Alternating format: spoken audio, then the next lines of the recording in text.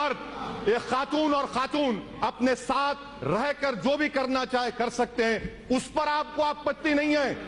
آپ کو آپتی ہے کہ ٹرپل طلاق کو کرمنلائز کیا جا رہا ہے. کیوں کیا جا رہا ہے؟ کیونکہ استعمال ہمارے خلاف ہوگا.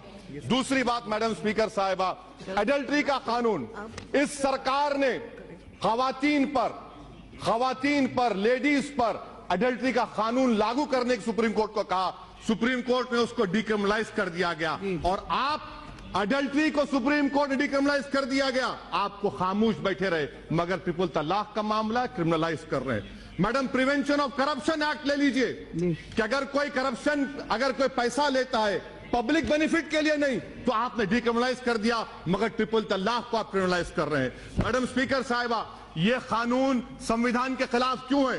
آپ نے صحیح کہا اس چیئر پر سے بیٹھ کر کہ یہ پرتھا ہندوؤں میں نہیں ہے، مسلمانوں میں. مگر میڈم اسپیکر، میں بڑی عزت کے ساتھ آپ کے سامنے عرض کرنا چاہوں گا کہ ہمارے ملک میں، وطن عزیز میں، ڈیورس کے قانون میں اگر کسی ہندو کا ڈیورس ہوتا ہے 1 سال کی سزا کیوں ہے اس کو، اور مسلمان کو 3 سال کیوں ملے گی؟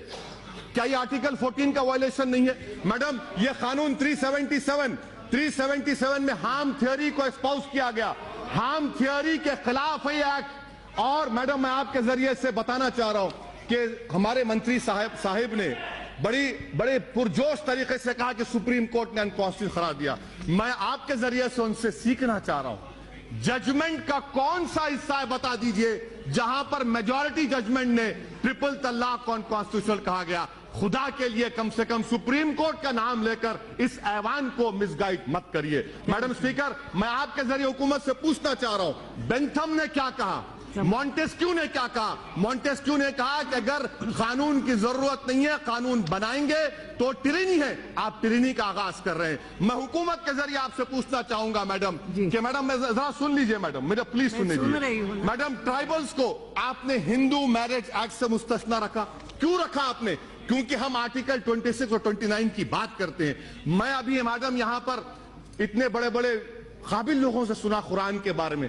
ہم کیا کہتے ہیں جو قرآن کے بارے میں ان کو فضیلت الشیخ کہتے ہیں، شیخہ کہتے ہیں. اب تو کچھ باقی نہیں رہا، اب تو توحید اور ختم نبوت کا اقرار کرنا چاہیے آپ کو. میں دعوت دیتا ہوں آپ کو، وہ بھی پڑھ لیجئے. میڈم سابری مالا کا ججمنٹ آیا تو مانیتا کی بات آتی ہے آپ کی طرف سے. کیا میری مانیتا نہیں ہے؟ آپ کا فیت اور میرا فیت نہیں ہوگا میڈم؟ کیا یہ کلچر کا وائلیشن نہیں ہے میڈم؟ کیا آرٹیکل 29 کا وائلیشن نہیں ہے میڈم؟ تو میں آپ سے یہ حکومت کے جو ارادے ہیں وہ نیک نہیں ہے میڈم. اچھا میڈم، حیرت کی بات دیکھیے میڈم، آپ ایک مہیلا ہیں میڈم، میں عزت کے ساتھ عرض کر رہا ہوں، مجھے کہنے دیجیے. آج ایک مرد کئی خواتین کے ساتھ ایکسٹرا میریٹل افیئر کر سکتا ہے، وہ گناہ نہیں ہے اب. مگر اگر کوئی ٹرپل طلاق کہے گا 3 سال کی سزا. جبکہ سپریم کورٹ نے کہہ دیا نان ایسٹ، شادی نہیں ٹوٹتی. جب شادی نہیں ٹوٹتی تو کس بات کی سزا دیں گے آپ؟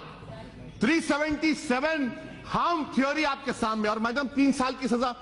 کمیونل رائٹ 148 153 295 میں 3 سال کی سزا. اور اگر کوئی گاڑی سے ٹکر کسی کو مارتا ہے، کوئی مر جاتا ہے تو 2 سال کی سزا. ارے بینتھم اور مونٹیسکیو کو پڑھ لیجئے.